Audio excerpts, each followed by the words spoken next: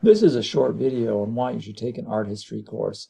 Art history is a subject that's not familiar to a lot of people, and for that reason, it carries as a subject a lot of, I would say, wrong assumptions about how it works. In particular, the idea that it's a kind of unnecessary or frill type of course. I think for an undergrad, it's actually a really helpful introduction to a lot of critical things that I think will very much aid that student both in college and then beyond.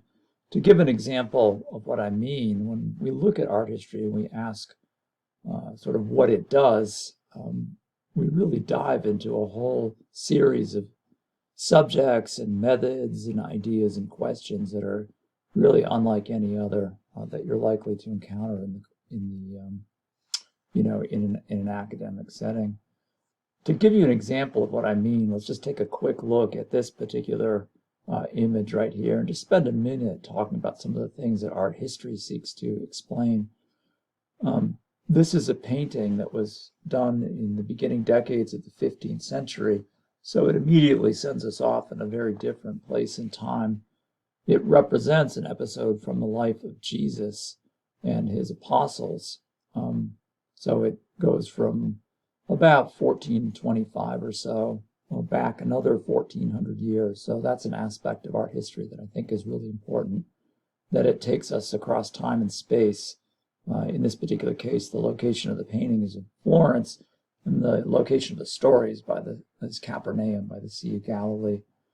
So you can see right away in an example like this how easily the mind can move through space and time, and aided by the use of imagery, in this particular case, a Christian fresco.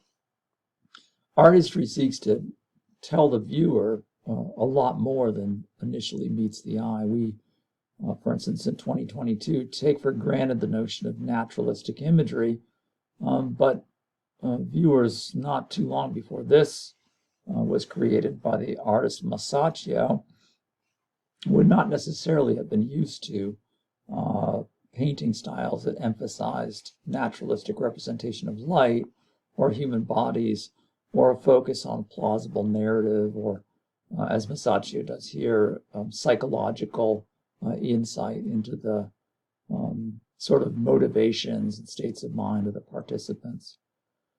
Art history seeks to explain that and much, much more. It will enlighten any student into the various ideas that people have had. So, for instance, Christianity, ideas that artists have had. So, for instance, the problems of representing the human body, representing space, as is seen in this particular image from near to far, with the use of both mathematical devices, linear perspective on the right, and the forms of the buildings, and then in the far distance, atmospheric perspective that transforms the mountains into these pale gray and blue forms in a perceived far distance. There's much, much more to tell even than this, of course. For instance, who's responsible for paying for this, any information about the artist, or in the case of the location of this painting in the Brancacci Chapel, the two artists, Masaccio and another artist known as Masolino.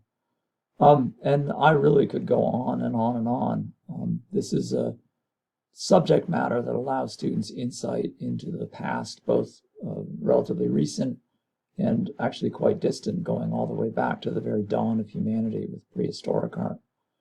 So, although admittedly I am biased, I think that there are few better uses of your time as an undergraduate than to take at least one introductory section of art history to get get an acquaintance with the ideas, beliefs, and sort of representational tactics and methods, really of our predecessors. So I welcome you to this discipline, and hope you make the choice to spend some time spend some time with art and its histories.